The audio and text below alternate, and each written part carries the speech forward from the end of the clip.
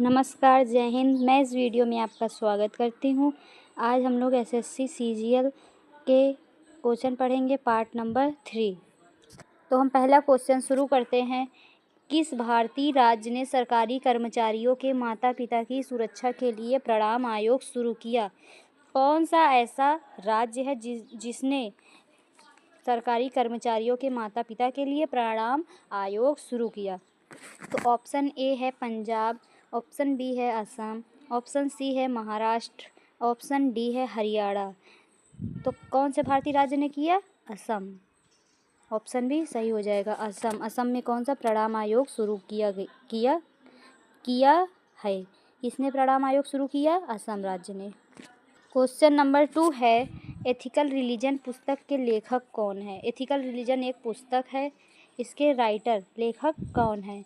तो option A है Swami Vivekananda, option B है विनोबा भावे, ऑप्शन सी है महात्मा गांधी, ऑप्शन डी है बिपिन चंद्र। तो एथिकल रिलीजन पुस्तक के लेखक कौन है? महात्मा गांधी। ऑप्शन सी सही हो जाएगा। एथिकल रिलीजन पुस्तक के लेखक हैं महात्मा गांधी। क्वेश्चन नंबर 3 है, निम्नलिखित में से किस भारतीय राज्य में लोकरंग त्यौहार मनाया जाता है? कौन सा ऐसा भारतीय राज्य है जहाँ पे लोकरंग त्यौहार मनाया जाता है? ऑप्शन ए है झारखंड, ऑप्शन बी है गुजरात, ऑप्शन सी है राजस्थान, ऑप्शन डी है मध्य प्रदेश। तो लोकरंग त्यौहार जो है मध्य प्रदेश में मनाया जाता है। ऑप्शन डी सही हो जाएगा, मध्य प्रदेश।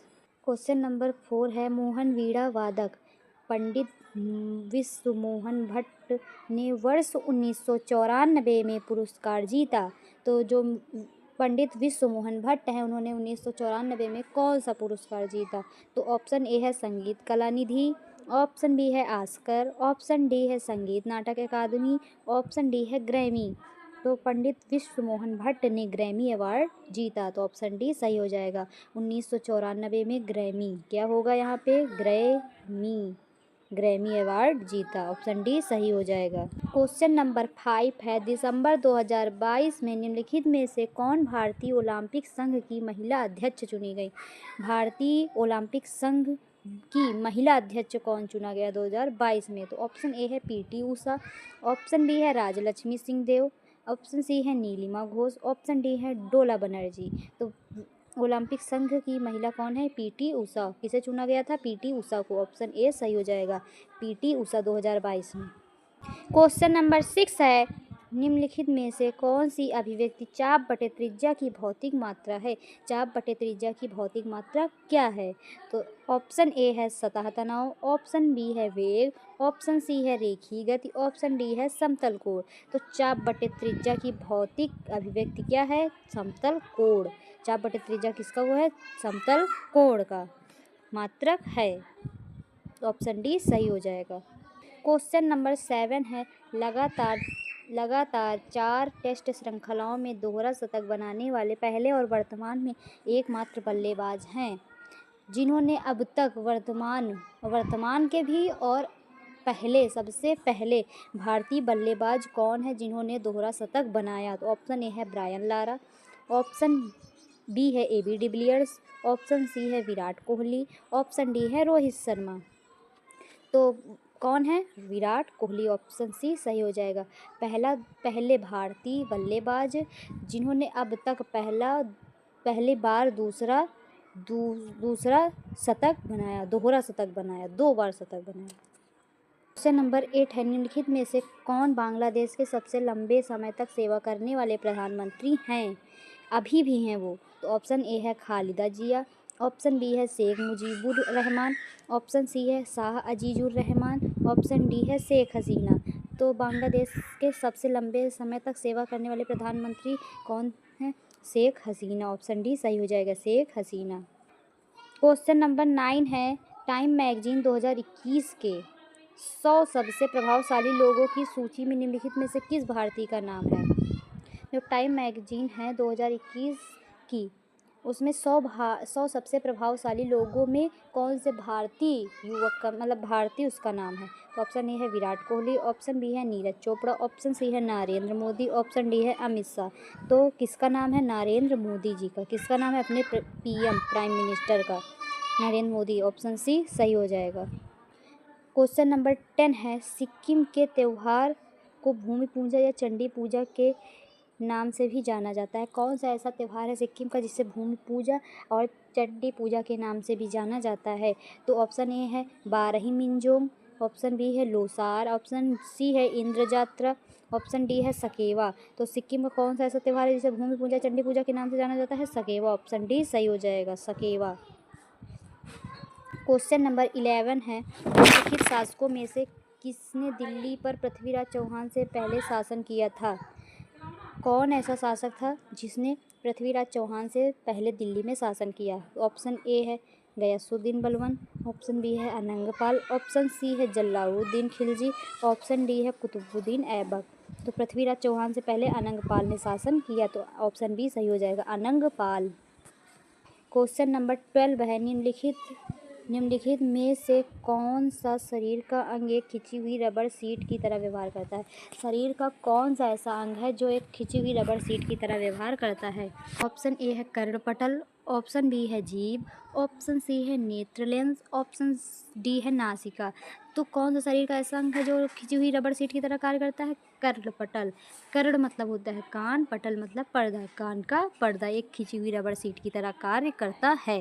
क्वेश्चन नंबर 13 है, निम्नलिखित में से कौन एशियाई खेल 2018 के उद्घाटन समारोह में भारतीय दल का ध्वजवाहक था?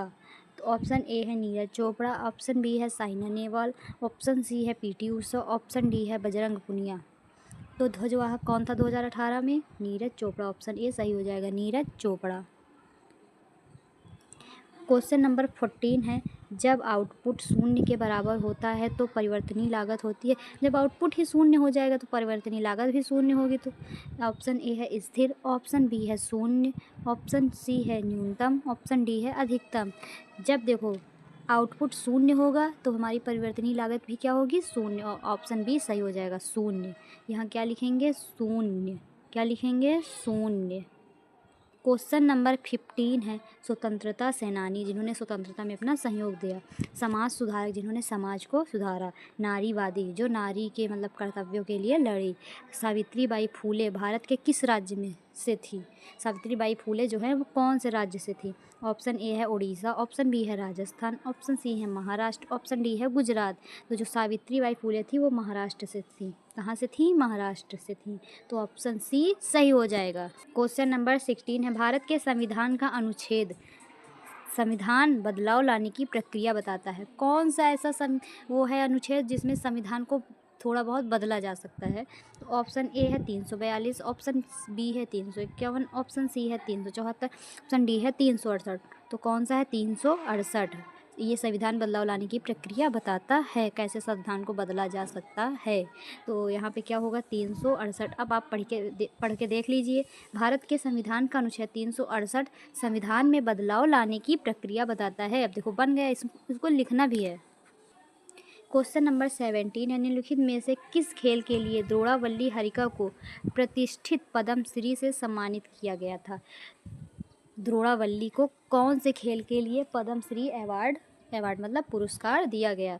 तो ऑप्शन ए है शतरंज, ऑप्शन बी है बैडमिंटन, ऑप्शन सी है तीरंदाजी, ऑप्शन सी है तीरंदाजी, ऑप्शन डी है क्रिकेट। तो द्रोणावल्ली हरिका को शतरंज के लिए पद्मश्री पुरस्कार से सम्मानित किया गया। आप भी कुछ ऐसा करिए कि आपको भी पद्मश्री, पद्म विभूषण, भारत रत्न भी प्राप्त हो। आप भी कर सकते हो पढ़ के। वो भी एक सामान्य ही थी पहले, उन्होंने मेहनत किया और पद्मश्री पुरस्कार प्राप्त किया। आप भी पढ़िए, मेहनत करिए उसी तरह। क्वेश्चन नंबर 18 है, भारत में उत्तरी मैदान में बहने वाली गर्म शुष्क हवाओं को के नाम से भी जाना जाता है। तो जो भारत के उत्तरी मैदान में जो गर्म शुष्क हवाएं होती हैं, जो गर्मी में शुष्क थोड़ी थोड़ी हवाएं जो पड़ती हैं, उनको क्या कहते हैं? तो ऑप्शन ए है उत्तरी पूर्वी हवाएं, ऑप्शन बी है नॉर्वेस्टर्स, ऑप्शन सी है लू, ऑप्शन डी है पछुआ हवाएं। तो गर्म शुष्क हवाओं को क्या कहते हैं? लू। क्या कहते हैं? लू। गर्म शुष्क हवाओं को भारत के उत्तरी मैदान में क्या कहते हैं? लू। क्वेश्चन नंबर 19 है, भारत का पहला गोल्फ क्लब किस शहर में स्थित है? भारत का पहला गोल्फ क्लब कहाँ पे है? तो ऑप्शन ए है शिमला, ऑप्शन बी है कोलकाता, ऑप्शन सी है मैसूर, ऑप्शन डी है गुलमर्ग। गुलमर्ग जो है जम्मू कश्मीर का एक ज़िला है। तो गोल्फ क्लब कहाँ पे है? कोलकाता। पहला गोल्फ क्लब कहाँ है? कोलकाता में। भारत के कौन से शहर में है? कोलकाता में। क्वेश्चन नंबर 20 है, पित्त पिगमेंट जमा होने से लीवर प्रभावित होता है, त्वचा और आंखें पीली हो जाती हैं। निम्न में से कौन सा पाचन विकार यहाँ दिया गया है? तो पिगमेंट जमा हो जाता है तो हमारा लीवर जो है प्रभावित होता है, उससे लीवर हमारी खराब होती है और त्वचा और आंखें हमारी पीली हो जाती हैं। तो उससे कौन सा रोग उत्पन्न होता है? तो ऑप्शन ए है उल्टी, ऑप्शन बी है पीलिया, ऑप्शन सी है कब्ज, ऑप्शन डी है अतिसार। तो जब पीला शरीर होगा तो पीला हो जाएगा, आंखें पीली हो जाएंगी तो क्या होगा? पीलिया। तो ऑप्शन बी सही हो जाएगा, पीलिया। क्वेश्चन नंबर 21 है, असम में अंग्रेजों की कर नीतियों के खिलाफ किस वर्ष पथारू घाट किसान विद्रोह हुआ? कौन सा ऐसा वर्ष है जिस वर्ष पथारू घाट विद्रोह किया गया अंग्रेजों की नीतियों के खिलाफ? तो ऑप्शन ए है 1894 में, ऑप्शन बी है 1873 में किया गया है, ऑप्शन सी है 1885 में, ऑप्शन डी है 1862। तो कौन से सन में किया गया पथारू घाट किसान विद्रोह आंदोलन? 1894। ऑप्शन ए सही हो जाएगा, 1894 में। क्वेश्चन नंबर 22 है, स्थानीय स्तर पर लोगों की राजनीतिक शिक्षा के लिए स्थानीय स्वशासन का प्रस्ताव किसने लाया? जो स्कूल यहाँ मतलब गाँव में खुल जाते हैं वो नियम कौन लेके आया था? तो ऑप्शन ए है लॉर्ड रिपन, ऑप्शन बी है लॉर्ड कैनिंग, ऑप्शन सी है लॉर्ड मेयो, ऑप्शन डी है लॉर्ड लिटन। तो कौन लाया? Lord Ripon. ऑप्शन ए सही हो जाएगा, लॉर्ड रिपन। स्थानीय स्वशासन का प्रस्ताव लॉर्ड रिपन ने लाया था। क्वेश्चन नंबर 23 है, इम्परफेक्ट किसकी आत्मकथा है? जो इम्परफेक्ट है वो किसकी आत्मकथा जो अपने बारे में किसने लिखा उसमें? तो ऑप्शन ए है राहुल द्रविड़, ऑप्शन बी है रवि शास्त्री, ऑप्शन सी है मिल्खा सिंह, ऑप्शन डी है संजय मांजरेकर। तो इम्परफेक्ट जो है संजय मांजरेकर की आत्मकथा है। ऑप्शन डी सही हो जाएगा, संजय मांजरेकर। क्वेश्चन नंबर 24 है, निम्नलिखित में से कौन महाकाव्य कामायनी के लेखक है?